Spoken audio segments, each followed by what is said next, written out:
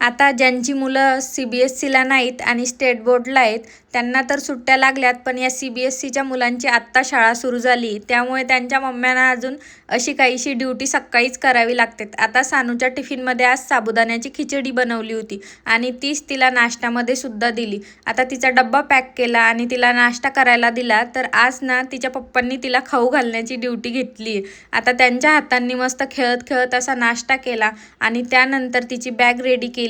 तर सानूला स्कूलमध्ये जाताना मी बाय करत होते, पण तिला अजिबातच मला बाय करायचं नव्हतं, कारण ती आमच्यावर फुल रागावलेली होती दोघांवर, कारण आम्ही तिला जबरदस्ती स्कूलमध्ये पाठवतोय. आता ती गेल्यानंतर घराची हालत अशी काहीशी होती. आता हे सगळं नीट करायला घेतलं, सगळं आवरलं आणि बघायला गेले तर बिस्किटच्या डब्याला भयंकर अशा मुंग्या झालेल्या होत्या. आता त्या साफ केल्या आणि त्यानंतर उन्हामध्ये बिस्किट ठेवले.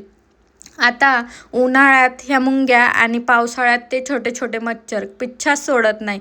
त्यानंतर मस्त असं तूप बनवलं आणि दुपारचा स्वयंपाकसुद्धा करून घेतला.